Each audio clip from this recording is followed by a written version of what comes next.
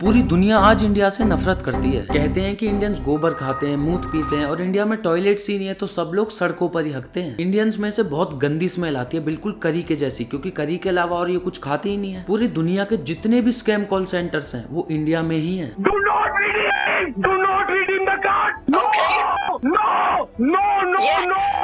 India पूरे world की rape capital है। यहाँ पर एक भी लड़की सेफ नहीं है, माइनॉरिटीज को टॉर्चर किया जाता है और फूड बिल्कुल अनहाइजीनिक है, जिसके लिए तो अकेला ये आदमी जिम्मेवार है। इंटरनेट पर इंडियंस को हजारों किलो गालियां मिलती हैं, वो भी डेली। और जो इंडियंस दूसरे देशों में रहते हैं ना, उनको तो लिटरली हरेस और इवन असॉल्ट तक भी किया जा रहा है। जैसे कि ये भाई पोलैंड में रोड पर घूम रहा था तो इससे एक अमेरिकन टूरिस्ट आकर कहता है कि तुम पैरासाइट इन्वेडर्स हो, तुम हमारे देशों में क्यों आते हो? Why are you being a parasite? You think it's okay for you to invade Europe? You're genociding our race. You're an invader. Egypt में अभियन न्यू को 5 स्टार होटल मैरियोट के अंदर एक इंसान गालियां देने लगा, इनके मुंह पर थूकने लगा और ये कहने लगा go back to India you dirty Indians. Canada में इस पिज्जा डिलीवरी बॉय को हरास करना। You're not like that. Does the exact change you have to give $20 is good? Like you think I'm a clown. Call your workplace. US police ने petrol car से एक Indian लड़की को मार दिया तो उनका वाइस प्रेसिडेंट हंसते हुए कहता है कि इसकी लाइफ की तो लिमिटेड वैल्यू थी। No, it's a regular person. Yeah, just write a check. Yeah, what? $11,000. She was 26 anyway. She had limited value. Texas में इंडियन अमेरिकन वुमन पर रेसिस्ट रिमार्क्स पास करना और इवन अटैक तक करना। Gone viral. Oh my God, guys, record! She's hitting me. She's hitting me. In it, you see her appearing to hit and hurling racist slurs at 3 Indian American women. Furry ass bitches. Go back to India. Why? We don't want you here.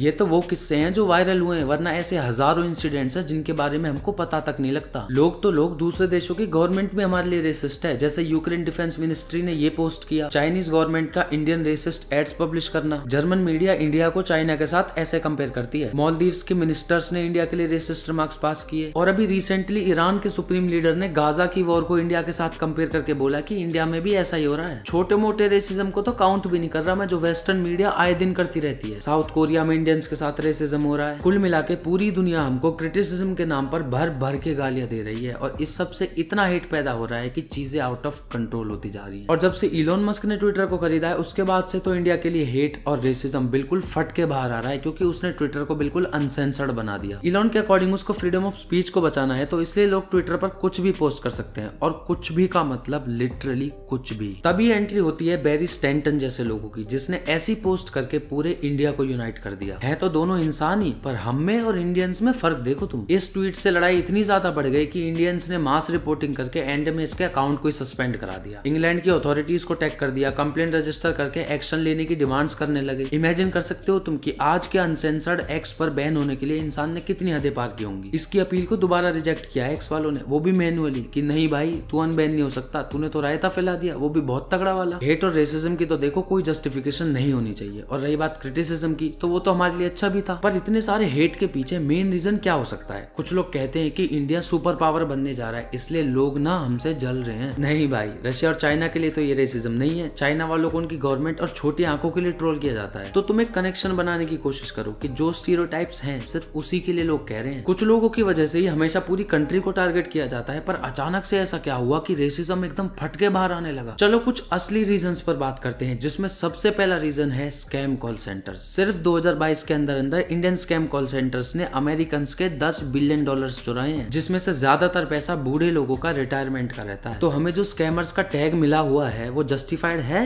बिल्कुल है। मैं personally तो scammer हूँ नहीं, पर Indian होने के नाते ये धब्बा हम सब पे लगेगा ही लगेगा जब तक हमारी गवर्नमेंट इस पे कुछ एक्शन नहीं लेती। गवर्नमेंट तो छोड़ो, लोग भी इस पे आवाज नहीं उठाते। दूसरा रीजन ये है कि इंडियन से ज्यादा और इंडियन से बड़ा कोई और रेसिस्ट हो ही नहीं सकता। बिना दाढ़ी के लड़का मीठा, बिहार के लिए पूरा इंडिया रेसिस्ट, नॉर्थ और साउथ की अपनी अलग भसड़, लैंग्वेज के लिए अलग रेसिज्म, और नॉर्थ ईस्ट वालों के साथ तो सालों से ऐसा बिहेव करते आए हैं जैसे कि वो किसी अलग देश से हो। पंजाबियों के लिए रेसिज्म, हिंदू मुस्लिम सिख ईसाई के लिए racism, lower caste upper caste के लिए रेसिज्म, और तो और एक कास्ट दूसरी कास्ट को गाली देने में लगी है, चाहे वो अपर कास्ट हो या फिर लोअर कास्ट हो। काले और गोरे का रेसिज्म, सुंदर और बदसूरत खूबसूरत का रेसिज्म, कोई लड़का फैशन डिजाइनिंग करे, अपना ध्यान रखे या फिर अपनी स्किन केयर का ध्यान रखे तो लड़कियों की तरह ड्रामे करता है मीठा कहीं का, और कोई ना रखे तो गंदी सी शक्ल का। दूसरी कम्युनिटीज के सेंटिमेंट्स को हर्ट करना, जैसे कि एन वर्ड को मजे से यूज करना, पर अगर कोई फजीत बोल दे तो चिढ़ जाओ, ऐसे ऐसे गाने बनाना। लड़कियों के लिए अलग रेसिज्म, लड़कों के लिए अलग रेसिज्म। इंस्टाग्राम पर फेक फेमिनिस्ट बन के हर लड़के को हेट देना और इंसल बन के हर लड़की को गाली देना। बीटीएस को इतनी गालियां मिलती हैं वो भी सिर्फ 2 रीजन से, एक तो वो बियर्ड नहीं रखते और दूसरा लड़कियां उन्हें पसंद करती हैं। और जो भी लोग बीटीएस को गालियां देते हैं ना, उनमें से ज्यादातर लोगों ने उनका एक भी गाना नहीं सुना होगा, उनको यही नहीं पता वो हेट दे क्यों रहे। रेसिज्म के पीछे तीसरा सबसे बड़ा रीजन है हमारा अनहाइजीनिक स्ट्रीट फूड। देखो इसके लिए कुछ हद तक तो हमारे फूड व्लॉगर्स भी जिम्मेवार हैं, क्योंकि उन्हें भी ये सड़ा हुआ खाना ही मिलता है अपनी वीडियोस में दिखाने के लिए। पर बेचारे व्लॉगर की भी क्या गलती, जिस पानी में इंसान नहाकर फिर उसी पानी को तुमको पिला रहा है और तुम हंसते हंसते पी भी रहे हो, तो गंद खाने की आदत तो तुम्हें पड़ गई है ना। फिर इनके बचाव में लोग कमेंट्स भी करते हैं कि ये तो गरीब है, इनके पास ग्लव्स के पैसे नहीं है। नहीं, इतने भी गरीब नहीं होते स्ट्रीट फूड वेंडर्स। और इसकी तो तुम क्या ही एक्सप्लेनेशन दोगे, इस पे तो डंडा भी था हिलाने वाला। इंडिया में टॉप रेस्टोरेंट्स हाइजीन टेस्ट में फेल हो जाते हैं। स्ट्रीट फूड के साथ साथ छोटे होटल्स और ढाबे भी ज्यादातर अनहाइजीनिक ही हैं। इवन कुछ बड़े होटल्स भी अनहाइजीनिक है, क्योंकि जिस चीज से जब खाने वाले कोई मतलब नहीं है तो बनाने वालों को तो क्या ही होगा। अच्छे होटल्स की किचन भी सड़ी हुई देखी है मैंने, पर वही है ना, 2 साइड्स होती हैं। अगर करोड़ों अनहाइजीनिक है तो लाखों हाइजीनिक भी है। और तुम ये बताओ, जब तुम पैसे दे ही रहे हो तो किसी और के बॉडी पार्ट का रस अपने खाने में मिलाकर क्यों खा रहे हो। इस रेसिज्म के पीछे चौथा सबसे बड़ा रीजन है इंडिया में गंदगी और पोल्यूशन, जिसके लिए ये तो कतई भी जिम्मेवार नहीं है, क्योंकि ये तो तुम्हारे पापा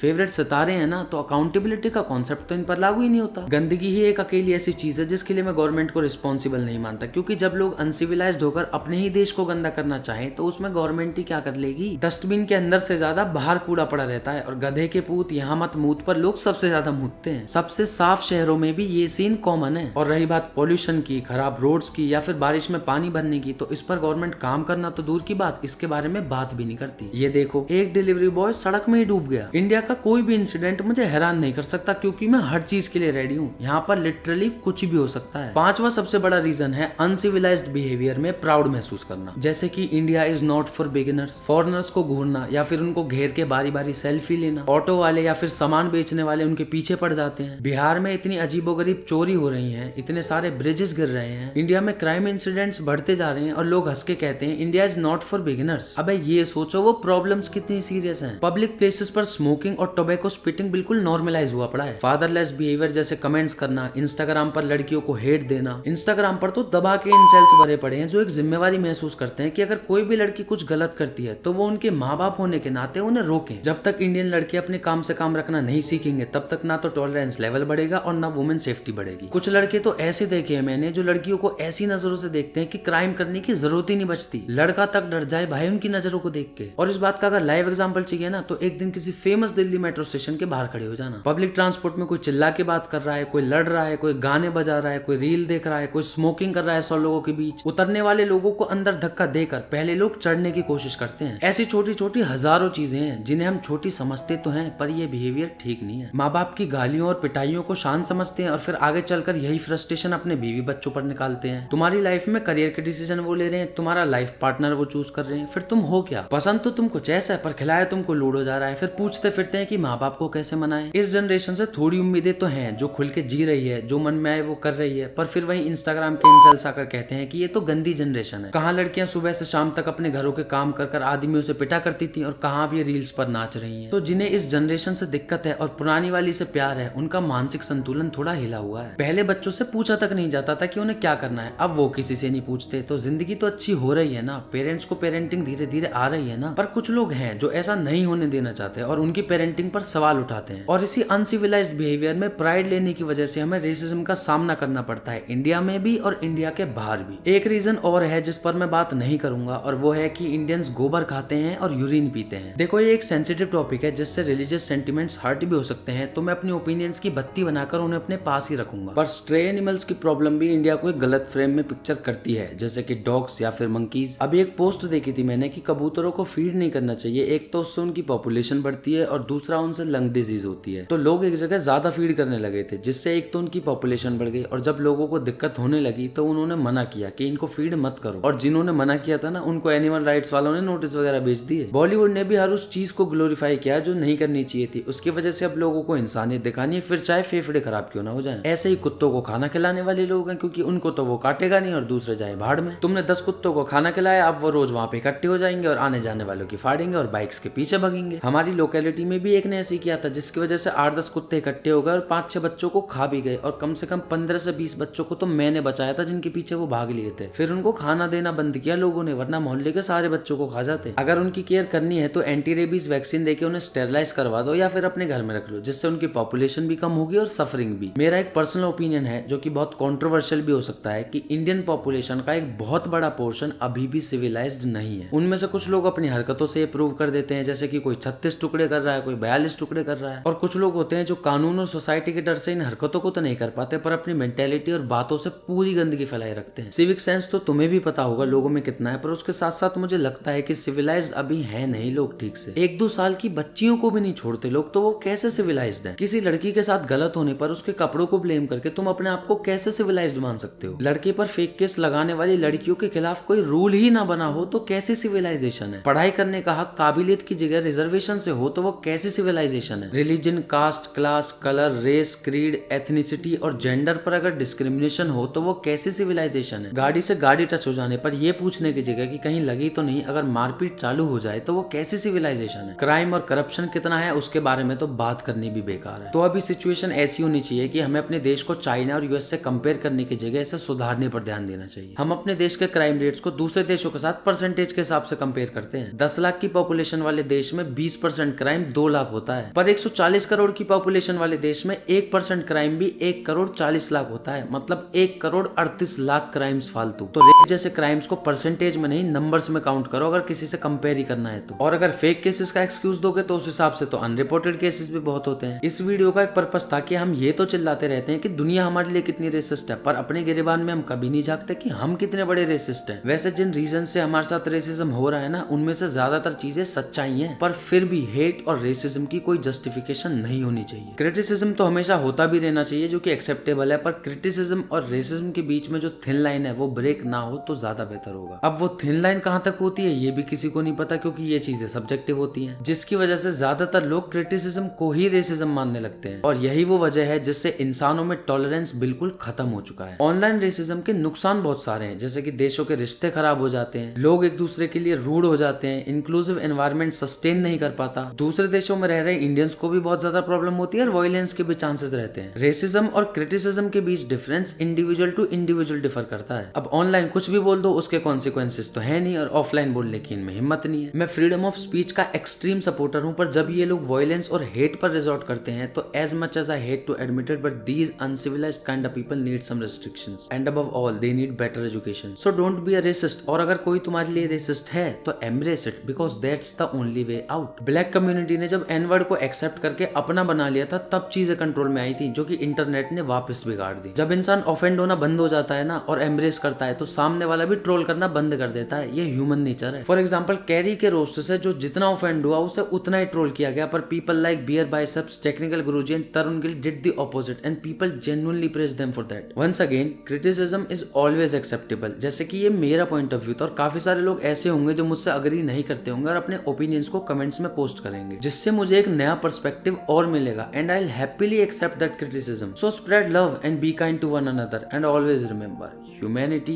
above all. Thank you for watching this long. See you soon. It's 2:12 in the morning and I am really sleepy. Bye bye.